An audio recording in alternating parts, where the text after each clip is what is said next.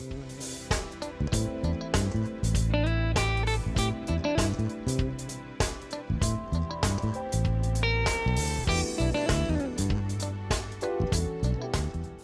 I'm Kenny Anderson, Director of Multicultural Affairs for the City of Huntsville, and welcome to Impact.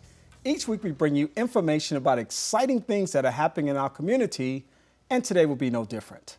You know, since 1974, the North Alabama Center for Educational Excellence has been doing just that, providing excellent opportunities for students across the Tennessee Valley.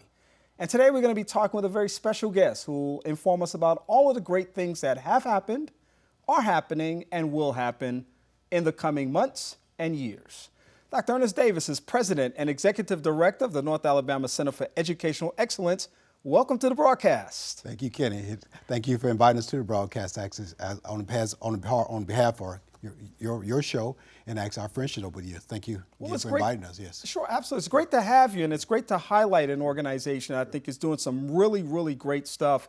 And you know, as fellow educators, we both are very passionate about the opportunity to be able to assist students with opportunities for finding their career success, and that's really what you're all about. But tell us a little bit about what the center is. It has a storied history. Oh, yeah. But give us maybe the Cliff Notes version of that history. Sure, I'll try to be as brief as possible to encapsulate 42 years of experience with North Alabama Center for Education Excellence. We'll affectionately refer to as NACEE, N-A-C-E-E, the short term. We're located on 513 Sparkman Drive, Huntsville, Alabama, 35816. We're across the street from actually UH Bevel Center.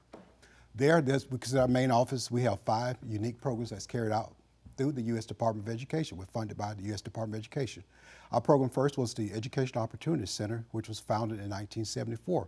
We were one of the original 8. There was actually one in Georgia, one in actually New York, one in actually in Mississippi, one actually in Texas, one in California, and one in Maine. And of course, actually, the North Alabama Center for Education Excellence located in Huntsville. So that was pioneering in itself. Pioneering in itself, being one of the first one. And Dr. Harold Dickerson was actually appointed as the first president, previous who passed away some years ago, right?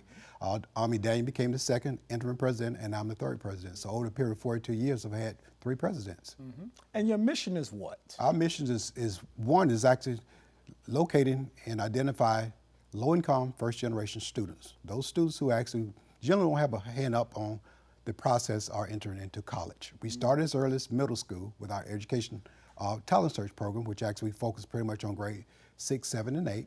From there, we go to the process of the upper bound and upper bound math and science. There's usually 2 programs. The upper bound program is what we call actually general program, which will access students who are interested in college. In the process, we take them through 9th grade, 10th, 11th, and 12th grade. The upper bound math and science program, you're actually interested in the STEM program, or still STEM itself, science, technology, and math and engineer. And you basically actually want to gear in that particular area, those particular students who's interested in those areas. Our schools where we're located actually mainly in Huntsville City schools. Is our target school. Generally, it's actually what you call a Title III schools. In the past, it's been a Johnson, your Butler, now it will become Jamerson, your Columbia, and Lee High School. Yeah. You know, I'm always intrigued when we start talking about or hearing the term first-generation college student, because I directly identify with that group as a first-generation college student. And I know the opportunities that these programs present for people who are first-generation college students, because there are significant challenges to this generation of students. Yes. Talk a little bit about some of those challenges and how NACEE works to minimize those challenges. There are many. Number one is actually because of the fact it's not talked about in your home. First generation means actually parents have not completed a BS degree, and generally actually don't know actually pathway to college. So generally that's where NACEE come in. And NACEE is not only the parents, it's the counselor, advisor, and father, mother in many cases. So we start with where the student are. Number one thing we do is assess the student, find out what their interests are. And we kind of build upon that. Are you interested in engineer? Are you interested in being a math teacher? Are you interested in being a teacher, period? Are you interested in being actually a psychologist or sociology? So whatever field you're interested in. And we let you know that requirement is a college degree. Generally, first 4-year college and maybe actually 4-year college, possibly a master. That blows a student mind because you don't understand that stepping stone in terms of how you get there. So number one, you said the fact you got to start making good grades. And start as early as middle school. Make good grades. Make sure actually your attendance is good. Make sure actually what you say is what you do, because the fact that will follow you all the way through life. Know how to follow instruction, because you begin instruction throughout your process. Learn how to take tests. Learn how to actually learn math.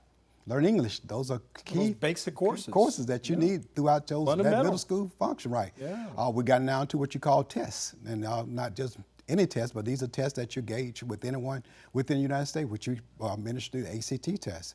An ACT test that you're competing with anybody who takes ACT test when you're ready to enroll into college, whether you want to earn a scholarship, gain a scholarship, or actually apply for a scholarship because you're competing with your person from actually Maine all the way to California.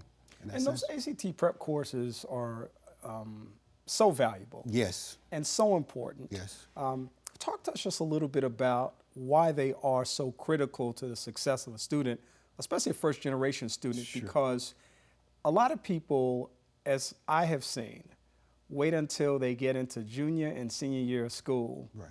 and then all of a sudden that process is upon them. Right.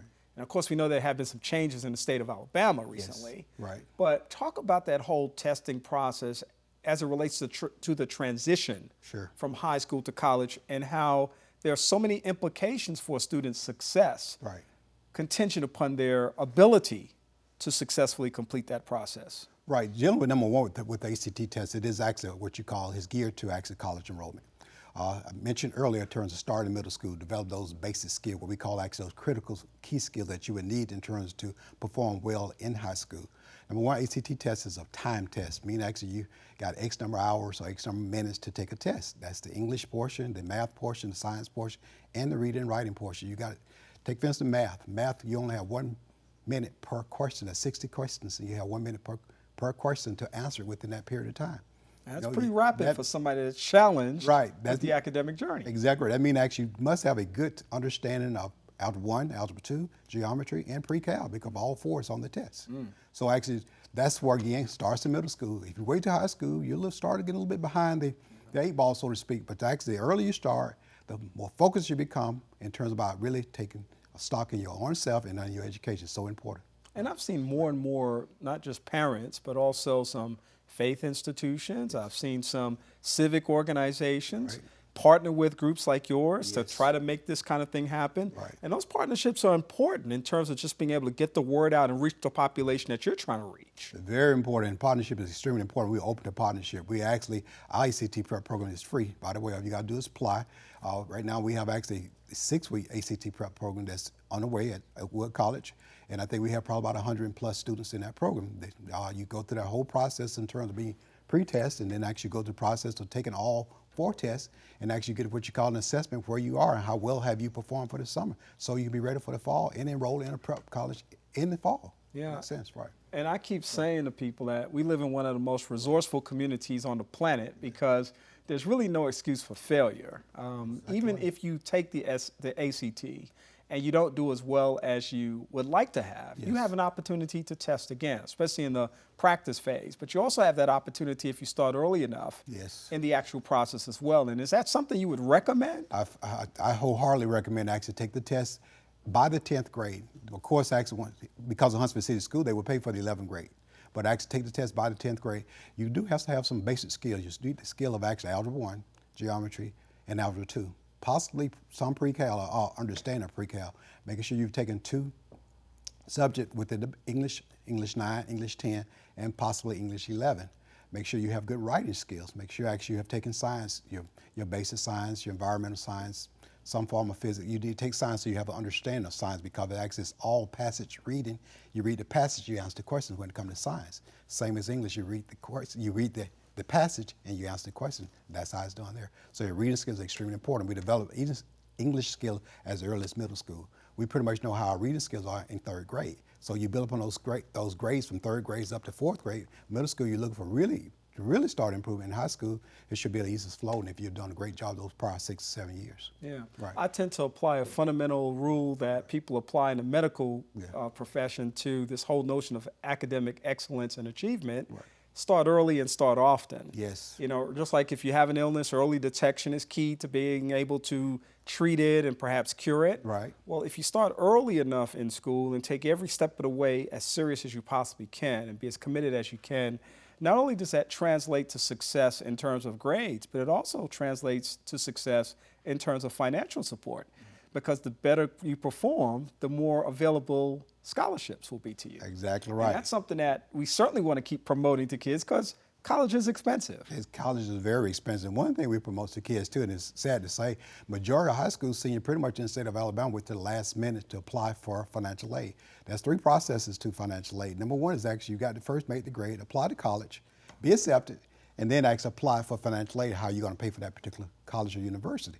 2-year college, pretty much most of your state college, if you're Pell eligible, pretty much will pay for that. You will come back with some money in your pocket. 4-year college, generally you will have to take a loan if you're not scholarship eligible. You know what I'm saying? So yeah, college is very expensive, right? And that's that first generation low income student do not understand that concept in terms of actually you're not enrolled and you're not accepted, but now you got to pay for it. Yeah. That's it. And when it comes to paying for it, number 1, if you're Pell eligible, this is based on the income basis. Pell going to pay a portion. Then actually, when Pell runs out, then this loan kick in because of the fact you got first a personal loan and parent loan. And most time this is a loan that you be paying for a large portion of your adult life. Yeah. So we don't encourage loans. Right.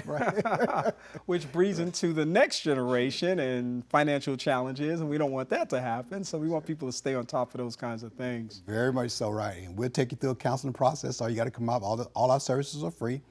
Counselors are extremely well trained and well versed in the knowledge of actually what goes on in the financial aid world, what goes on in the mission world. We pretty much know all the persons in the various colleges here in Alabama and actually in some states, some neighboring states. So simply come in, talk to a counselor, so we get started early. Yeah, right. Start the process, ask some questions, Yes. make a call, go to a website. So this is a great time to let people know how they can contact you and get more information. Yes. Give us a phone number, a website, tell people how they can connect with you. You can connect with me at 256-372-4600 is our main number. Our website is www.nacee.net. Again, 256-372-4600. Our website is www.nacee.net. And of course, people can find information about all the resources that you provide by either calling or going on the website. And we've got about a minute and a half left, but I did want to push this in here real quick too. I imagine that you also, while working with those first generation students, also recognize the tremendous need to have parental support. Yes. And so I'm sure that you do things to try to build that infrastructure as well. Exactly right. It's a 2-part process, which you mentioned, Ken. And being educated, we pretty much know that. And being first generation students ourselves, we know actually you also educating our parents at the same time. That's critically important because actually you go back into your communities are not educated to the level ready to go into college, so they accept you back in terms of who you are. So you fight with that challenge. So actually at that particular time, you got to let parents know the fact college is serious business. You must apply yourself. You don't apply yourself, you get nothing from it. So academically as well as financially, like you said, in fact, first if you academically apply yourself, then it looks good because in fact scholarship offer. If you apply yourself mediocre, there's no scholarship. You got to make loans there. Parents going through the process in terms of financial literacy. All the banks now are very important. Banks mentor with us. They partner with us. Won't call any name, but they all partner with us. They have resources galore in terms of actually how to open a bank account, how to open a checking account, what loans is like, what actually student debt's like, the whole 9 yards. Wow. So it's extremely important. The information also is provided to parents. And we constantly give workshops to parents and students together and talk to them in that sense. This is just a great message, a great story, and a great resource right here in this community. Dr. Earnest Davis, Executive Director and President of the North Alabama Center for Educational Excellence, we finally refer to as NACEE. Yes. Thank you for being here today. Thank you, Kenny. Appreciate you so much for inviting me. I want to thank you for being a part of our conversation today, and we hope that you have taken some information away that you can use. We hope that you'll follow our Facebook page at Impact with Kenny Anderson, where you can get images of this broadcast as well as the actual video that we ask you to share and let somebody else know about the great resources that are part of our Huntsville community. For Impact, I'm Kenny Anderson. I hope that you'll have a great day.